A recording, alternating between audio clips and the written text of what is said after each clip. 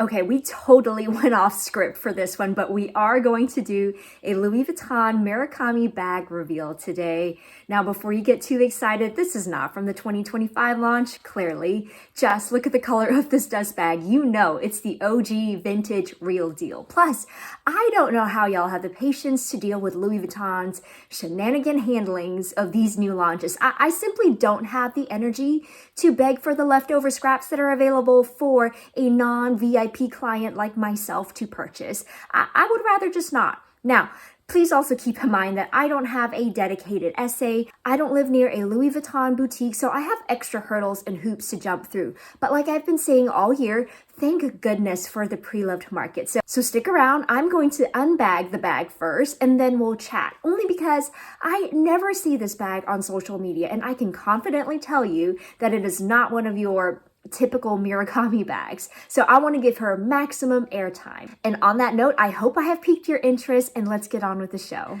Welcome back to A Briefcase of Luxury, where we love to chat about all things related to life, learning, and luxury. While I have no intentions of quitting my day job as a business professor, I would love to continue to grow this channel. So thank you for being here today. Without further ado, may I present to you my first unexpected bag purchase of 2025. And it is the Louis Vuitton Vavin tote in the PM size. And of course, it is in the Murakami Super Flat Panda edition. Now, pardon my Americanized pronunciation, but we're just gonna go with Vavin for the rest of this video. So let's first do a quick 360 of the bag. You got your classic monogram canvas all over with a bit of vachetta trim on the two top handles that have patinaed quite nicely. And here you got the front and the back side of the panda that is screen printed on. Now, this is the only thing that sets this apart from the regular Vavin tote. And let me tell you, that is some expensive screen printing right here. Now, here's what the bottom of the bag looks like. As you can see, there's no feet. However, the bottom is extremely sturdy. I don't know how else to describe it. It is very reinforced, but so is the rest of the bag. It's not like you can really squeeze it, especially at the bottom. Hence, that's why I think it's kept its shape so beautifully for what, 20 odd years or so. Now, it is a top handle only bag, but I do like the fact that the straps are flat and that they swivel down thanks to these little metal rings. Now, I suppose you could put your own straps on the rings to convert this into a crossbody bag since the top handles do come down pretty nicely. So that's an option if you wanted to. But essentially, it is an open top bucket tote. There's no zip closure or button clasp or anything like that. But y'all, whoever designed the interior of the bag, like I hope that person got a raise and a promotion. I feel like this interior is so unusual. Let me go ahead and take out the little tag and we'll talk about where this is from later. But I feel like this interior is so unusual for a Louis Vuitton bag and just designer bags in general, which is so wild to say. Now, I'll try to walk you through all the different types and sizes of compartments that are built into the wall of the bag, just because it's so extra. And by extra, I mean functional. It's like they've built dedicated pockets for all of your different purse knickknacks. So for instance, this is the back of the bag. And as you can see here, yes, there is a zip compartment, but the back also has a back slip compartment against the wall of the bag. And kind of the same deal with the front. So here you actually have a little key ring for you to loop your keys in.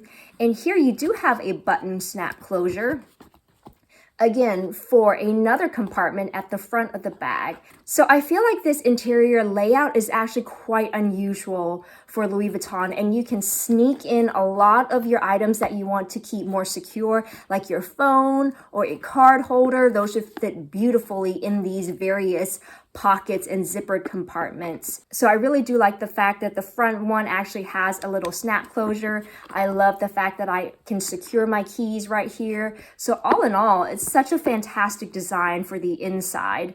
And I guess there's also a bit of vachetta trimming on the inside as well, but no one really worries about that as much.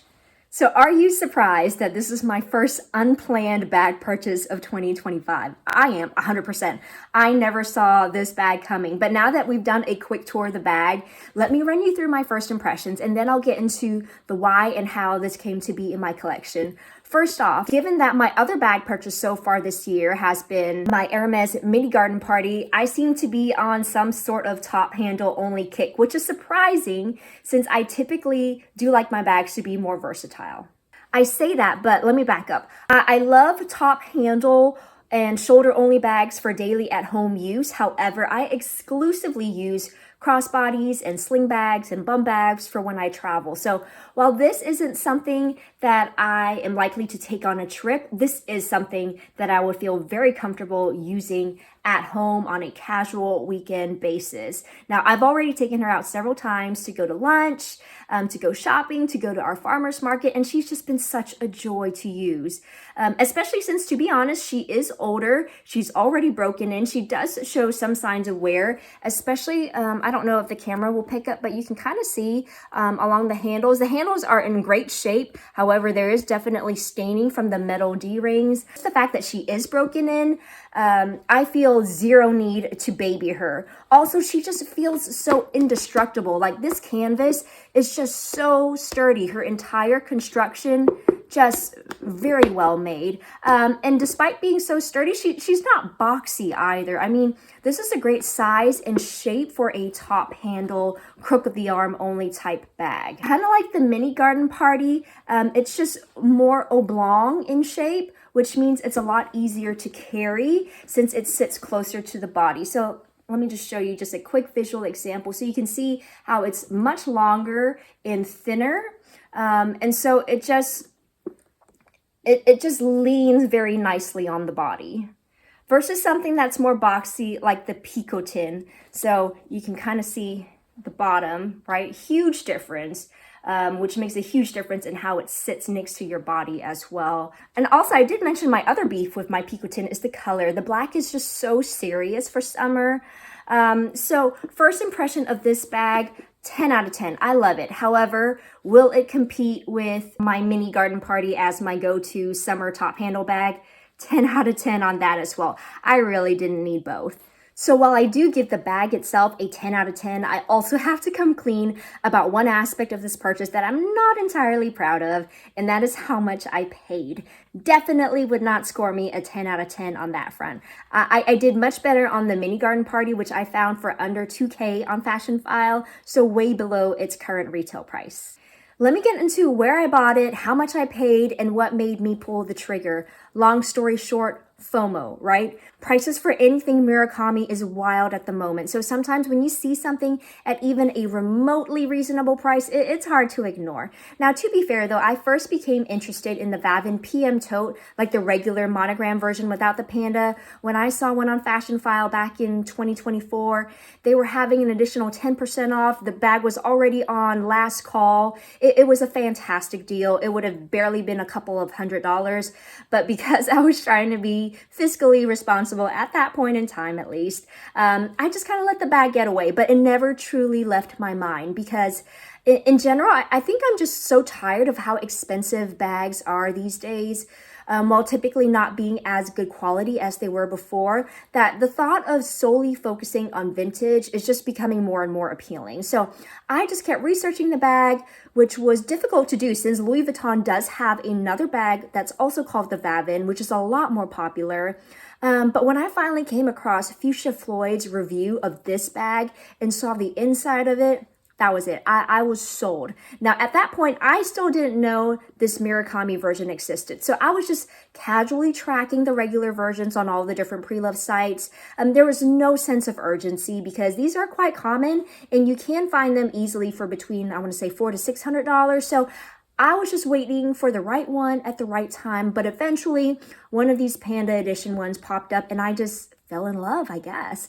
I can't tell you if I objectively fell in love or if the Murakami hype had somehow seeped into my brain, but I definitely perked up when I realized this version existed and it was game over.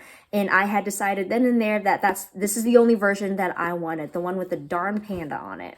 But it wasn't all sunshine and rainbows either. When I first started tracking this exact bag back in December, prices were still not terrible. They were around $1,000, and I can only imagine they were even better before. But even then, it was hard to stomach when the regular monogram ones were as low as $400 in very good condition. So in essence, this screen printed panda added like an additional $600 to $800 to the price of the bag. Like, how stupid, right? So I just debated back and forth about whether the panda was worth it. And then, as anyone could have predicted, when the Murakami drop actually happened, the prices for these just started to climb and climb and climb, and it still hasn't stopped. Y'all, the prices of these have gone truly nuts. So these went from being around $1,000 a few months ago to now you're looking at $3,000, $4,000, $5,000, $6,000 for one of these. So the retail price has tripled, quadrupled what it was at the beginning of the year. Absolutely mind-blowing. Considering I bet these didn't retail for more than a couple $100s back in the early 2000s.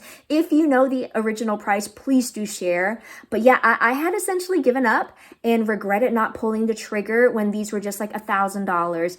But yeah, it just so happened that one day this popped up for $1,500 on eBay in very good condition from one of the very reputable Japanese eBay resellers. Now, objectively, I do think this is still overpriced at $1,500. I know I overpaid, but relative to every other listing, it felt a bit like a steal.